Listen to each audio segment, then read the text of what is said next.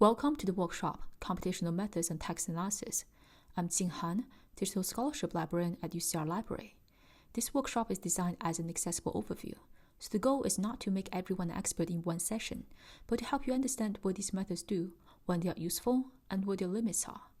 We'll move from simple approaches like word counting to more interpretive methods like sentiment analysis and topic modeling. Here's our roadmap for today. We'll begin with a broad definition of computational text analysis, then move into word counting and vocabulary-based methods. After that, we'll look at sentiment analysis, especially with VEDA, and then topic modeling with both LDA and BERT topic. We'll end by thinking about project ideas and how these methods might fit your own research. Computational text analysis uses computers to help us detect patterns across large amounts of text. The key point is skill. These methods are helpful when we have too much text to read closely all at once. That does not mean that computers replaces interpretation. Instead, it helps us notice patterns, themes, or signals that we can then investigate more carefully. This workshop is meant for a broad audience. You do not need prior coding experience to follow the concepts today. These methods can be useful for humanities researchers working with literature or archives, social scientists analyzing surveys of social media, libraries and staff supporting research projects, and beginners who simply have text data and want to know where to start. Word counting is often the first step in computational text analysis because it is straightforward and easy to understand. We simply count how often words appear. This can quickly reveal what the text emphasizes, but it also has clear limits. Frequency tells us what appears often, not necessarily what matters the most. It also does not capture tone, irony, or context very well. So word counting is useful for exploration, but it should not be treated as a full interpretation by itself. LIWC is a more specialized tool that goes beyond simple word frequency. Instead of only counting how often words appear, it maps words into categories that have been designed to capture psychological or linguistic dimensions. This is why LIWC is popular in some social science and psychology-related research. It can give structured summary, such as analytical thinking or emotional tone. At the same time, it is important to remember that LIWC relies on predefined dictionaries or categories, so it is still a model of language rather than a perfect reading of meaning. For this exercise, the goal is to get comfortable with exploratory text analysis. Voyant Tools is a useful low-barrier platform because it runs in the browser and does not require installation. As you explore the word cloud and trends, I want you to think critically. Frequency can highlight repeated terms, but it cannot explain why those terms matter or how they are being used. Before we go further, I want to define a few common natural language processing terms. Tokenization means splitting text into smaller pieces, usually words or punctuation marks. Lemmatization reduces words to a base form, which helps group related variants together. Part-of-speech tagging labels grammatical roles. And named entity recognition identifies names like people or places. These are basic building blocks in many text analysis workflows. Even when we're using higher level tools, these underlying steps often shape the results. Sentiment analysis is one way of estimating emotional tone in text. The simplest version usually classifies its text as positive, negative, or neutral. VEDA is especially popular because it was designed for short, informal text, like social media. It can handle things like emphasis and negation better than a simple word list. But sentiment analysis is not mind reading. It is estimating tone from linguistic patterns. So we should treat the scores as clues, not final judgments about what the text truly means. VEDA can do a decent job with features like negation, emphasis, and punctuation.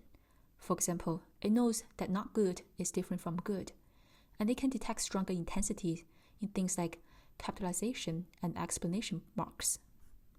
But it struggles when meaning depends on slang, irony, sarcasm, specialized jargon, or historical language. So when we use VEDA, we should always validate output with close reading. In this exercise, I want you to pay attention not only to scores, but also to where the method seems to work and where it seems to fail. The control panel in the code notebook lets you change cleaning settings and customize the lexicon. which is useful because the same text can produce different results depending on the pre-processing choices. As you reflect, think about how you can use this method in real research data. Now, we move from emotional tone to themes. Topic modeling helps us find recurring themes across a collection of documents. A document could be a title, a paragraph, a comment, or a full article, depending on the project. The important idea is that the model looks for patterns across many texts and tries to group them into topics. Because this is unsupervised, the topics are not given to the model in advance. Instead, the model discovers them based on patterns in the data. Here, I want to emphasize that LDA and BERT topic are both topic modeling methods, but they work differently. LDA focuses on word co-occurrences, so it learns topics based on which words tend to appear together. BERT topic starts from document meaning by using embeddings, and then groups similar documents through clustering. So LDA is often easier to teach and run, while BERT topic is often better at grouping semantically similar texts, even when they use different vocabulary. This slide defines some of the terms students often find intimidating in BERT topic. An embedding is just a numeric representation of meaning. UMAP reduces those numerical representations into a smaller space, so patterns are easier to cluster.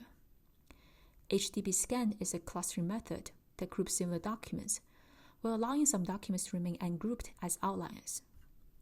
Topic reduction is a later step that merges similar topics. Keyword inspired does not create topics. It helps generate clearer labels for the topics after they are found.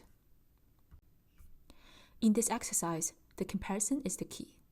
Run both LDA and BERT topic on the same sample dataset, and then compare what happens. Do the topics seem similar? Does one method create cleaner or more intuitive themes? Are there cases where BERT topic groups together documents that LDA splits apart? The goal was not to declare one method is universally better, but to understand how different modeling assumptions shape the results. This slide is meant to help you imagine how these methods can be used in actual projects. The examples range from research trends in abstracts, to topic modeling of newspapers, to course evaluation analysis. The important thing is to connect method to question. Different tools serve different purposes. Some are good for quick exploration, while others support more complex workflows. And of course, the UCL library can help you think through those choices if you want support beyond today's workshop. This exercise is where we shift from examples to your own possible use cases. Start by identifying a text dataset. Then ask what kind of questions you want to answer. Are you looking for common vocabulary, emotional tone, or broader themes? The method should come after the question, not before it. I also want you to think about data access, ethics, and context, because computational methods are most useful when grounded in clear research design. Before we wrap up, I'd really appreciate your feedback, so please fill out the workshop survey. And feel free to reach out with any questions. I'm Jing Han, Digital Scholarship Librarian at UCL Library.